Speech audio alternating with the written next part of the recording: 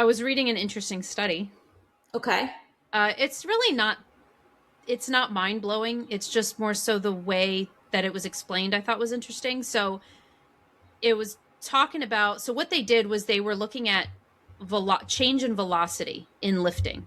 Mm-hmm. So, you know, something that we do as coaches is if a client sends a video of them doing, I don't know, an overhead press, and the entire time they're lifting those dumbbells very quickly, and they get to 10 and there's been no change in the speed, and they're like, "Oh wow, that was really hard." And they're like, "That was an 8 out of 10 of effort." And we're like, "That definitely was not." And the way that I could tell was that there was never a change in speed of how fast you were going. It never got more difficult. It never slowed down. Well, Yeah. this was a literal study where they put a number to that. And it's like velocity change. So they measure it in like meters per second, and then how much gets lost throughout the set. And so it's essentially taking like that general idea of like effort and how close you're getting to failure, and like putting a number to it, and it's like velocity change, is essentially what that is. And then they tested that. They took like people who were already trained, and they just tested that by having them do like the same exercises but at different velocity losses. So Okay. for, and they did three different velocity losses. They did 0% velocity loss, and they did a 25%, and they did a 50%. And it's basically just like how much slower the weight gets moving, right? And it's interesting because I just think about the things that the variables of resistance training that lead to progress are load, like how much weight you're actually lifting, right? Then there's effort, which is proximity to failure, which is exactly what we're talking about with velocity loss. Then there's like volume, like the amount that you're doing, right? How many sets per muscle per, you know, whatever, how many reps. And then there's, you know, frequency. How often are you doing, which is kind of going to go in with volume and how you split it up or whatever. But the thing that really matters the most is effort, right? So if you do the appropriate amount of sets per muscle group per whatever, and you spread those out across, you know, the most ideal frequency, you're still not going to get results if the effort's not there. However, if you go less than optimal in the volume and like the sets per muscle, if your effort is there, like really high effort, very close to failure on all of them, you're going to make more progress, even if you're not in that like ideal, right? So it's just, it's like we kind of know this, but I just thought this was interesting because it put it to the test. The one thing that is another interesting thing is like, so when they're doing like velocity loss, the 0% velocity loss group only did one repetition of each thing. So there's zero velocity loss, but they only did one repetition. Does that make sense? So they can't even have any velocity loss because they only Why did did one they rep. only do one? Because I guess that was one of the control groups, because the second one did four. They stopped at around 4 repetitions, and they had a 25% velocity loss. So maybe just the load that they gave them, the 25% velocity loss group was only able to do 4 repetitions with that one.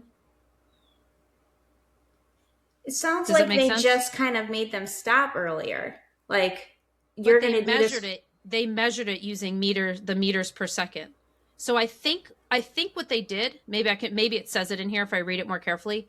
They might have given them all a very specific load, and in Yeah. order to have 0% velocity loss, they only did one. And in order to, and that they probably tested to figure out 25% velocity loss happened around 4 repetitions of this particular load. And then 50% velocity loss was achieved at about 6 repetitions. So once that 50% velocity loss was reached, the average across the reps and the sets was 6. So they measured the velocity loss, and then they took the average of how many reps that was for the person. It just sounds like it's like, okay, you're just getting closer to failure. That's all it really It means. is, exactly. That's exact. So I was reading this was exactly what it is, but they're putting a number to it. So Yeah. yeah, they're getting closer to failure. But the volume obviously is not equated, because one group only did 1 rep, one group did around 4, and the other group did around 6. Yeah. So obviously the results were that the 0% velocity group in terms of hypertrophy didn't really gain anything. It's like literally a flat line. Yeah. Whereas the 25% velocity group, they had a smidge. It's like 1 centimeter of muscle thickness change. But then in the 50% velocity group, it's 3 centimeters. So it's much more. So Yeah. clearly The closer you get to failure, the more muscle you will gain, right? Yes. I think this is how I see it. I see it as it depends on how many reps you are doing that are close to failure. So Yeah. like um if you do 10 reps of an exercise for one set and the last, and you go all the way to failure, those last couple of reps are all, very high quality reps, right?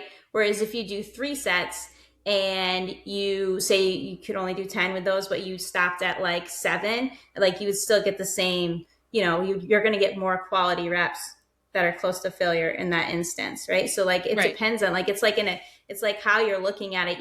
Each rep has a certain amount of like signal it's sending, because like something you can think about is like even low intensity can build muscle. Think about people who have ginormous calves who never work out their calves just because there's like this low level. Well, there's also genetics that have to do with that.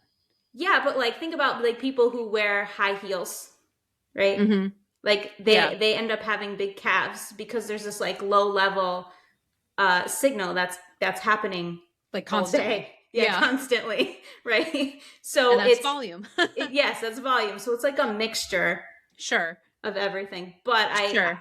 I do think the most efficient way would be to get closer to failure and do less volume. Right. Yeah, and I mean this is also saying like yes, there's a flaw in that the volume wasn't equated, right? One group was doing 1 rep, the other 4, the other 6. So Yeah. they weren't doing the same amount. So if the group doing 6 reps gained more muscle, but we have similar studies that show when the volume is equated and the effort is and the close to failure is the one that changes, we still see these same results.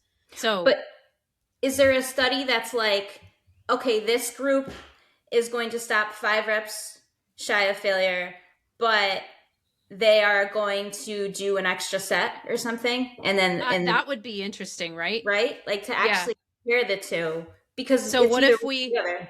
yeah, what if like the high heels example, what if you did, I don't know, push-ups every single day, but 5 reps shy of failure? Yeah. Or push-ups, but like to failure, like Yeah. 3 days a week. Yeah, what Yeah. would the difference be? I don't know. Maybe that exists and we just don't have it.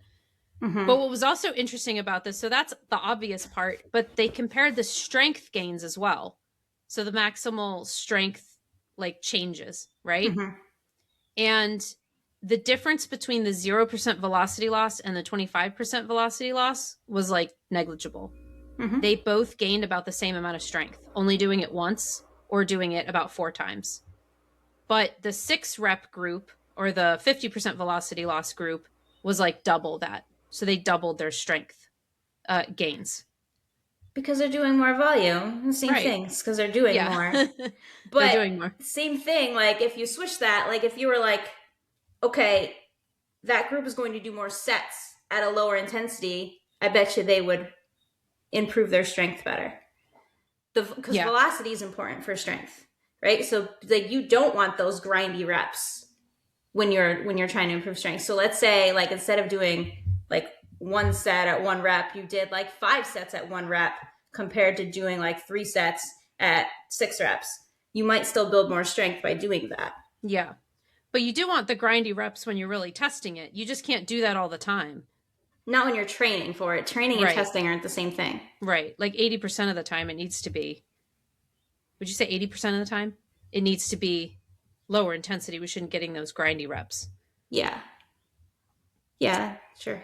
Yeah, so that's Yeah, it. you want to push the weight, so you're going to Yeah. have some of that. You just Yeah. don't want all of your because it messes with your recovery too, so then you can't do as much. Mm-hmm. Yeah.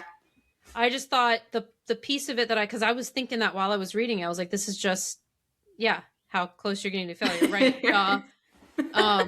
But putting a number to it. Different way of doing it, I guess. And So if we had some device, which maybe in the future, maybe near future, we will have, that you could actually measure velocity loss, that would be cool. they Because do. What? You have things that you could put on your bar, like people use them when they squat. you Uh-huh. could put on your bar and you can just test your velocities. So like people who are strength training or like trying to do like powerlifting or something, they will use those because if you could do the same weight but you can do it faster, then you're getting stronger. Oh, So they so try that to improve their velocity. so I would like so that would be cool because that is one of the most common conversations I have with clients is like, but I don't really know what getting close to failure feels like. And I don't really know what it's supposed to look like. And the best I can do is like pretend I'm lifting and show them what it looks like when I get close to like maximal. Yeah. And I'm slowing it down. My breath is holding, my face is contorted, and that helps. But it would be so interesting to have some like really quick little device to be like, oh, look Yeah. at that. We're only at 25% velocity loss, even though you did 10. So we want that number to be, it'd be cool to put a number to it easily. So even though it said in the study, it kind of concluded by saying it's not a practical way to train for most people. I actually think it would be if we had a very easily accessible way to measure it. Yeah. Yeah. It depends too if someone's, you got to make sure that you, on the concentric, you are trying to go fast, right? Because if you, so he could slow down, You could do it you purposefully. could do it Yeah. purposefully. Yeah. Yeah. But anyway, just Yeah. interesting discussion. Interesting. Yeah. I want one of those at some point. I think they're pretty expensive, but Yeah. something that tests your velocity because that's like another way of progressive overloading, right? That you don't Exactly. really think about. You know, I'm lifting the same weight as I did before, but I'm going faster with it. Yeah, It's actually a way of progressive that would overload. be cool too because we say like if you're lifting the same weight but your form is better or your Mm-hmm. RPE starts to get better, your rate of perceived exertion, basically that effort it doesn't feel as hard. But what if we could put a number to that? So Yeah. what if instead of people constantly trying to like add weight and then feeling like oh my god, but what if we had this tiny little thing that was like oh but this is like zero point 0.6 meters per second. Oh, but now it's like zero point 0.5 or Yeah. zero point 0.7 or whatever, like these tiny Yeah. little changes that you might not necessarily be able to feel, but you can see that you're making progress. Yeah, definitely. I would like that. Yeah, that'd be cool.